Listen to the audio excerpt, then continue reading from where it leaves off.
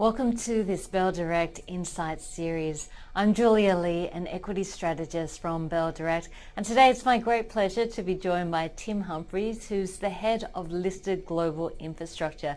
I thought I'd start off by asking Tim about why global and why infrastructure. So Tim, looking at global infrastructure, why would you choose this asset class? So thank you all for joining us. So I believe that infrastructure in all of its guises is the biggest investment thematic of my lifetime. When you look at the amount of money that needs to be spent on infrastructure by 2030, the estimates say up to $57 trillion needs to be spent on infrastructure to upgrade and replace aging and obsolete infrastructure. So I really do believe that infrastructure as an asset class is the biggest investment thematic of my lifetime.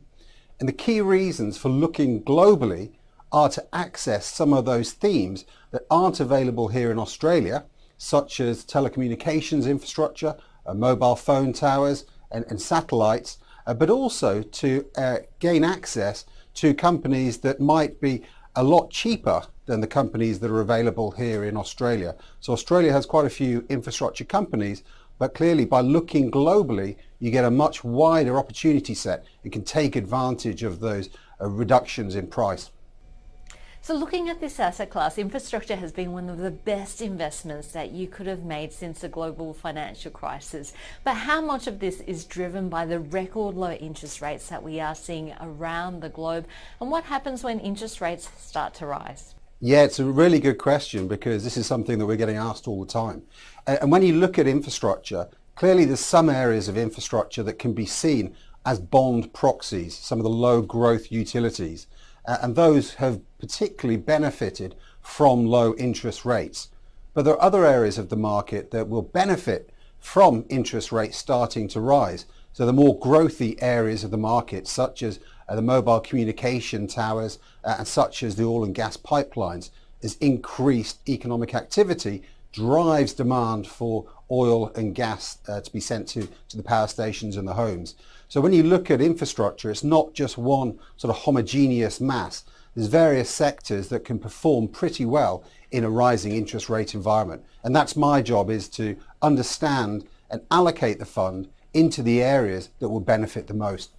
Infrastructure assets usually have stable cash flows, and because of that can have very large debt burdens. And of course, that's not a problem in the current low interest rate environment. But what happens when interest rates start rising, and how do you manage this risk? We don't like companies that have too much debt. So within our analysis, we exclude companies that we believe that have too much debt from our investment universe.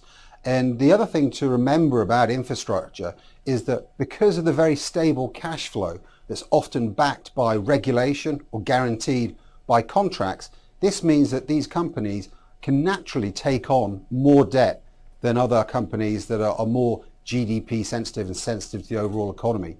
And in quite a lot of cases, the regulator actually specifies the amount of debt that a company has to take on.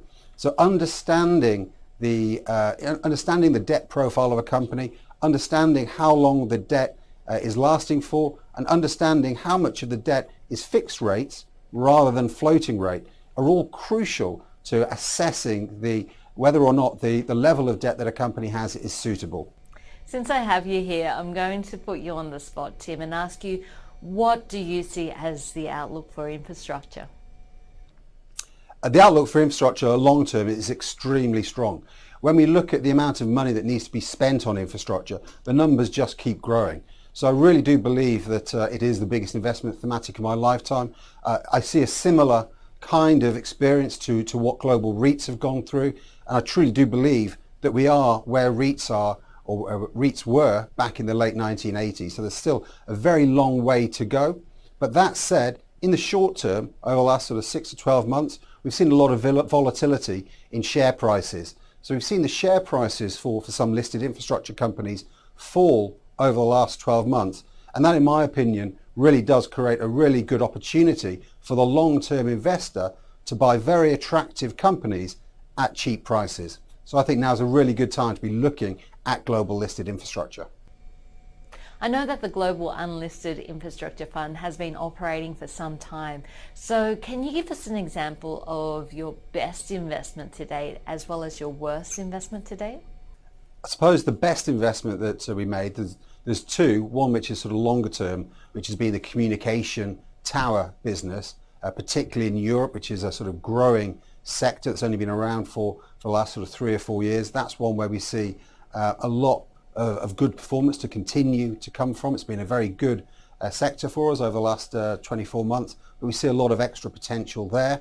I suppose the area that hasn't been so good is the oil and gas storage and the pipeline space, particularly in North America.